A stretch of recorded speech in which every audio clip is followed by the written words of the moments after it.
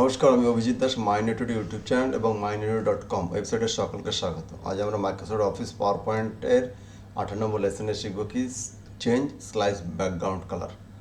তো এখান থেকে আমরা দুটো প্রশ্ন আমরা সম্পর্কে পড়ব যে কোনো স্লাইডের ব্যাকগ্রাউন্ড কালার আমি কীভাবে চেঞ্জ করব।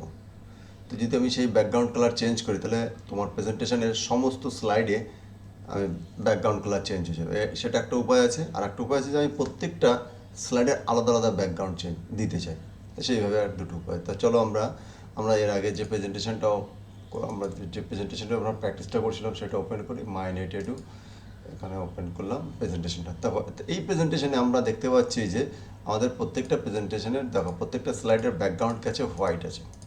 তো আমি যদি এই ব্যাকগ্রাউন্ডে আমি কোনো একটা ছবি বা রং দিতে চাই তাহলে আমাকে কি করতে হবে? তাহলে আমাকে দেখো এখানে নোটসে আমাদের কি লেখা আছে, একবার নোটসটা দেখে নিই।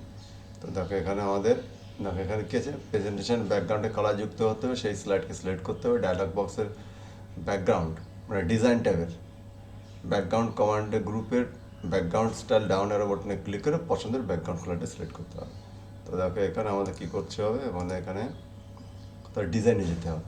যেহেতু আমাদের ব্যাকগ্রাউন্ডে আমাদের কোনো স্লাইডের কালার চেঞ্জ করতে সেজন্য ডিজাইন সম্পর্কে। এর আগে আমরা থিম শিখেছি, আমরা দেখতে পাচ্ছি সামনে এখানে থিম আছে, এখানে জাস্ট ক্লিক করলে আমাদের প্রত্যেকটা স্লাইডের আলাদা আলাদা আলাদা থিম হয়ে যাবে। ঠিক আছে?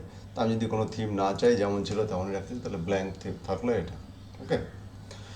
তো এরপরে দেখো এই যে আমাদের এই ডিজাইন ট্যাবে আছে, ডিজাইন ট্যাবের আমরা ব্যাকগ্রাউন্ড এই যে এখানে দেখতে পাচ্ছ, এখানে ব্যাকগ্রাউন্ড স্টাইলে ক্লিক করে এখানে দেখো আমাদের একাধিক ব্যাকগ্রাউন্ড আছে। তো তার মধ্যে থেকে আমার পছন্দের ব্যাকগ্রাউন্ড আমি যেটা আমার পছন্দ সেটা আমি এখানে সিলেক্ট করতে পারি।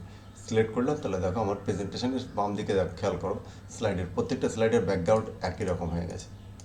তো এটা একটা উপায় যে এটার প্রশ্ন আসতে পারে যে কোনো স্লাইডের ব্যাকগ্রাউন্ড কীভাবে চেঞ্জ করবে, এভাবে লিখলে হবে। জাস্ট লাইক ডিজাইন ট্যাবে ক্লিক করলাম, সেখান থেকে ব্যাকগ্রাউন্ড কমান্ড গ্রুপের ব্যাকগ্রাউন্ড স্টাইল ডাউন অ্যারো বাটনে ক্লিক করে পছন্দের ব্যাকগ্রাউন্ড স্টাইলটি সিলেক্ট করলাম। তাহলে আমাদের প্রেজেন্টেশনের সমস্ত স্লাইডে সেই ডিজাইনটা দেখতে পাওয়া যায়।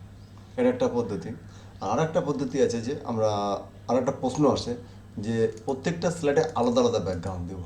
তাহলে তার জন্য আমাকে কী করতে হবে, দেখো এই ব্যাকগ্রাউন্ড অ্যারো বাটনে ক্লিক করতে হবে এবং ফরম্যাট ব্যাকগ্রাউন্ড বাটনে ক্লিক করতে হবে। তাহলে দেখো ফরম্যাট ব্যাকগ্রাউন্ড ডায়লগ বক্স খুলবে।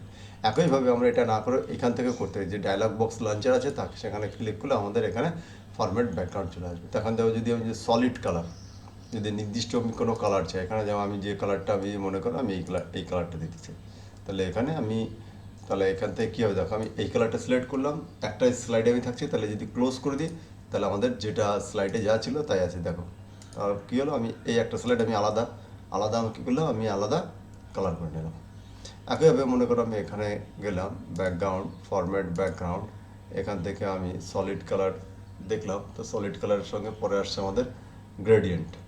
এই যে সলিড কালার প্রথমে আমি তোমাদের দেখালাম, এখান থেকে আমাদের এখান থেকে কালার চেঞ্জ করেছে।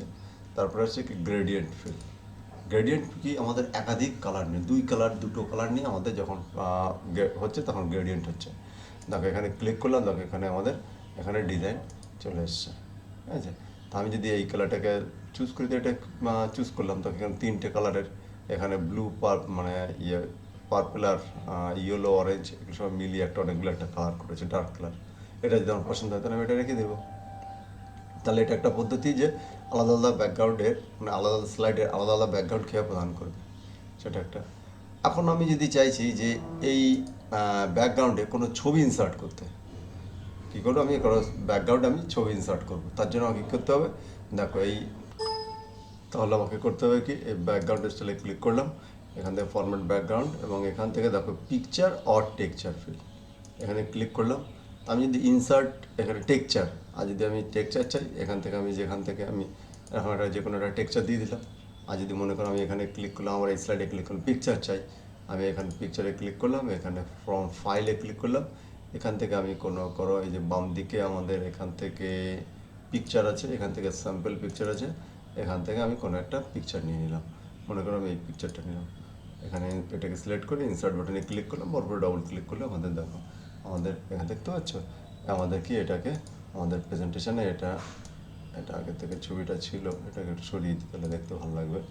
তো এই যে আমি এরকমই একটা ছবি ইনসার্টও করতে পারি। তা আমাদের ক্লিপ আর্ট ইনসার্ট করা যায়। তো এই যে এখান থেকে আমি টেকচারে গেলাম, এখান থেকে ক্লিপ আর্ট, এখান থেকে পছন্দের সিলেক্ট করলাম, ওকে ক্লিক করলাম। তাহলে আমাদের দেখো আমাদের স্লাইডের ব্যাকগ্রাউন্ডে আমাদের এখান থেকে একটা ক্লিপ আর্টেরও ছবি নেওয়া যায়।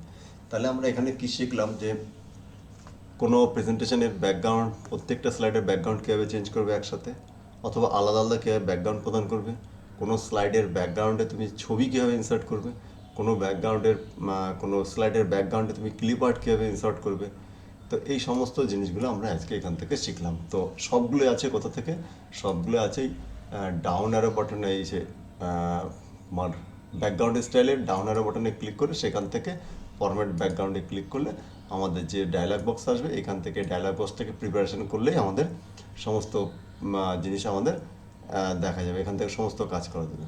এখানে দেখো ডান দিকে একটা অ্যাপ্লাই টু অল বাটন আছে। তো আমি যে কোনো একটা সিলেক্ট করে অ্যাপ্লাই টু অল বাটনে প্রেস করলে আমাদের প্রত্যেকটা স্লাইডের একই রকম ব্যাকগ্রাউন্ড দেখাবে। আর যদি আমি ক্লোজ করি তাহলে যে স্লাইডের উপর আমি ইফেক্ট প্রদান করেছি তাহলে সেই স্লাইডের উপরেই দেখাবে।